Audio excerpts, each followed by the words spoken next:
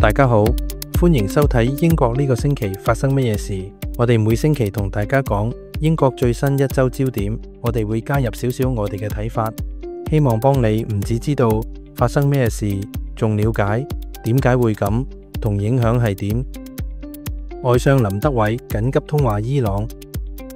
首先，6月13號，英國外相林德偉就伊朗被以色列攻擊核設施事件緊急聯絡伊朗外長，公開稱此舉係極端危機時刻，並呼籲雙方克制，警告英國公民避免前往中東地區。仲聯同法德領袖公開呼籲和平。我哋覺得英國呢個動作係意圖重申自己作為全球調停人嘅角色。雖然英國無權決定戰火走向，但出聲可以保住外交可信度。但係如果中東局勢進一步升級，英國係咪會跟隨美國、以色列採取行動？今次單純呼籲冷靜係一種保險模式，但係絕非冇原因。波塔當移民騷亂。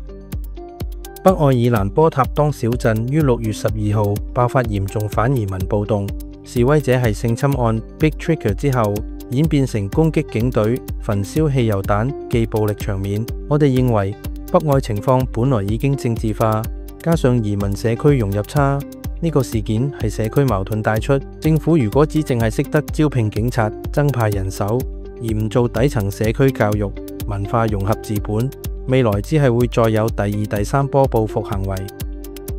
通脹預期高，降息需謹慎。英格蘭銀行6月13號發表調查，顯示12年通脹預期為 3.2%， 5年期為 3.6%， 明顯高於政策目標。呢種預期高企，意味英倫銀行唔可以急忙減息。英國家庭負債高，低息初時好，但若果息率再上，生活成本再升，反令經濟更難承受。英倫銀行唔急，反而睇得遠，可能比好多投資者更穩健。酒店庇護終結，轉用專用中心。6月11號，財相李允晴宣布，2029年前停用酒店收容庇護者，改以專制中心收容，估計每年節省10億英鎊，係節省公帑，但亦係政治signal，想向選民展示強硬移民政策。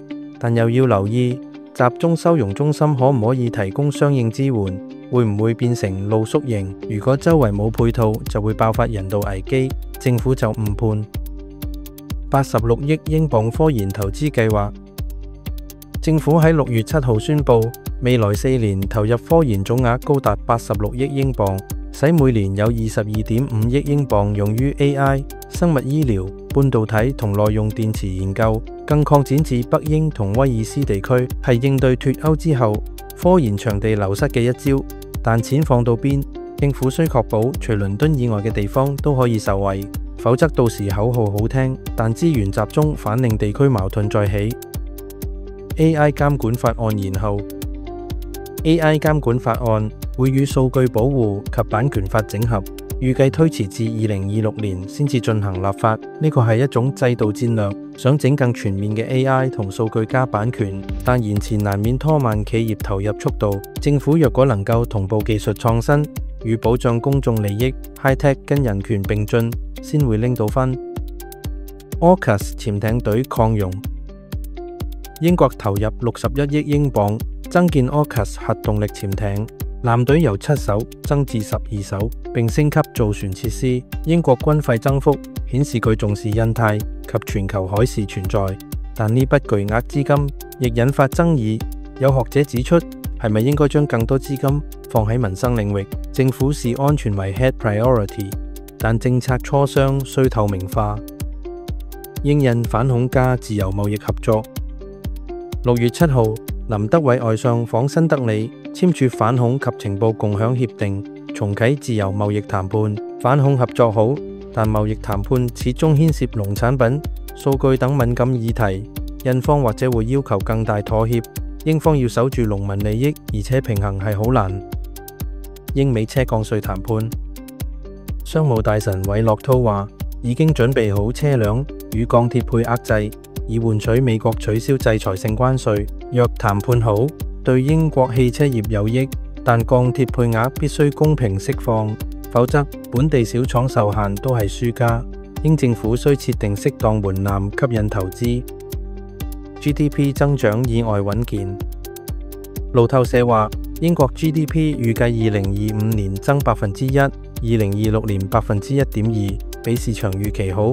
但通脹高企令降息時間推遲至秋天。好消息係經濟仍捱到增長，壞消息係白熱化，通脹壓力仍然高企，唔想減息又唔敢加息。英格蘭銀行似乎進退失據，咁會慢慢拖低市場嘅信任度。咁到底乜嘢係 GDP？GDP 全名係國內生產總值 （Gross Domestic Product）。簡單啲講，係一個國家或者係地區喺一定時間內總共生產咗幾多商品同服務，例如茶餐廳賣飯、髮型屋剪頭髮、銀行提供理財服務同埋建築公司起樓，全部都係 GDP 一部分。只要係用錢交易，有價值貢獻經濟，就會計入 GDP。公共預算重組。李允晴表示，公共部門實質增長2.3%，但外交援助減5%，內政部削4.5%，警力同埋醫護獲優先資源。佢要將資源投喺見得到效果嘅地方，如警察、公共醫療，但係外交援助 cut 得多，可能會被國際社會視為退守。英國係時候平衡國內需求與國際責任。倫敦主辦美中談判。6月9號至到10號，倫敦召開美中高層稀土及供應鏈會議，意在緩解科技領域地緣對抗。呢單係英國新定位，成為橋梁角色，但兩邊壓力大。美中如果爭吵，輸晒都要選邊站。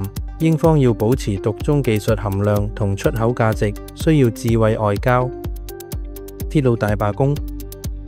6月13號 ，RMT 工會宣布7月會進行48小時鐵路罷工，要求同通脹掛鈎加薪。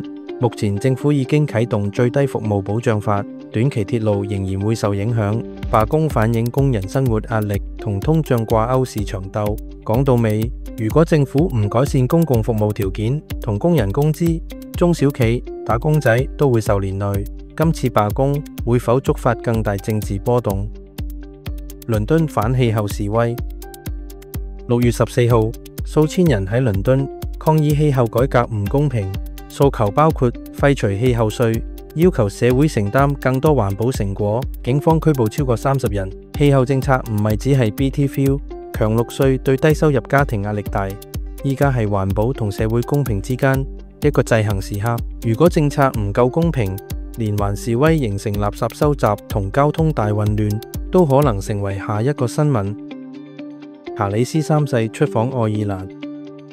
白金漢宮宣布查理斯三世將喺7月上旬正式訪問愛爾蘭，呢個係佢就位之後首度訪問，對深化英愛關係意義重大。呢個訪問係和平象徵。離開脫歐陰影之後，英國想重新建立同愛爾蘭之間嘅信任同合作，但民粹情緒仍有，理應安排交流與發言，展現尊重，唔好太官腔。今集涵蓋外交、經濟、科技、國防、社會議題多層面。如果觀眾對以上某段分析有共鳴，可以留言話我知。記得 Like、Share 同埋 Subscribe。我哋下星期再見，拜拜。